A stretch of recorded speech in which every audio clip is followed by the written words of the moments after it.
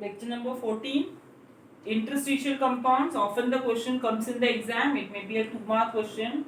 Easy है, उसके properties you need to by heart. First of all, what do you mean by interstitial compounds? Okay, now listen.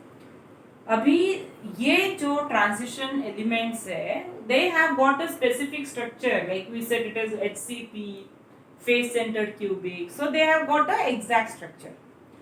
There may be some defect in the crystal lattice. Crystal lattice में कुछ अगर defect हुआ and the transition metal it forms the interstitial compounds with which elements like boron, carbon, nitrogen.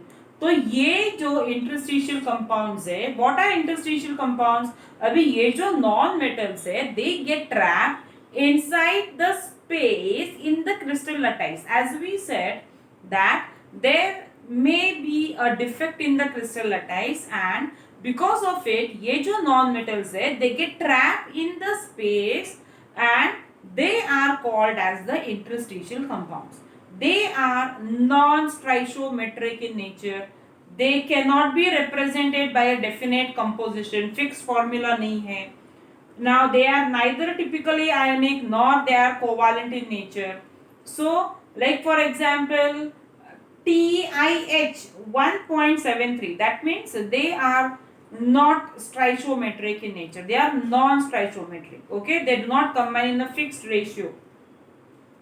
These compounds they have got variable composition and hence the formula given do not have the normal oxidation state and so these are called as the interstitial compounds. So because of the interstitial compounds ये नए form compounds होते हैं ना इसीलिए they have some typical properties, new properties.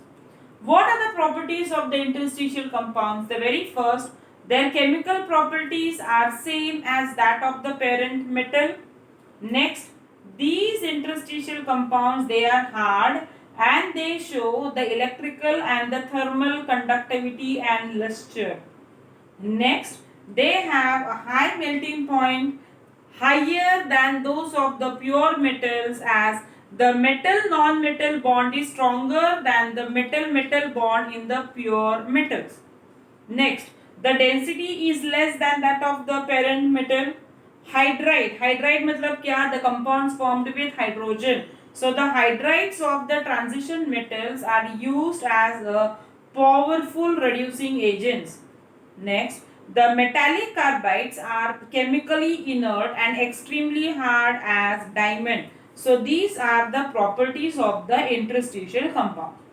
After the interstitial compounds, we have got a method of preparation of K2Cr2O7, but then that I'll be taking in the next lecture because it will accommodate the entire board. And so the next part of it I have just shown right hand side में that is given an important question may be expected for 2 marks like draw the structure of the chromate ion and the dichromate ion. So you have to draw the structure properly, okay, and again with the same charges उसका जो bond line like उसका bond length जो है उसका bond angle जो है. So in the similar way no need to explain it again, it is just written in the book, so you have to draw in the same way. Cr2O7 2 minus charge उसके बाहर है and along with the exact bond angle and the bond length of it you need to draw it, even it is expected question of 2 marks in the exam. Coming to the last part of potassium dichromate, method of preparation बाकी है, but what are the uses of it, that even may be a 1 mark question. It is a very good oxidizing agent. It is used to manufacture the chromium compounds like lead chromate and chrome alum. It is used for the tanning of leather. It is used in the dyeing industry. It is used to manufacture of the pigments and in the manufacture of inks.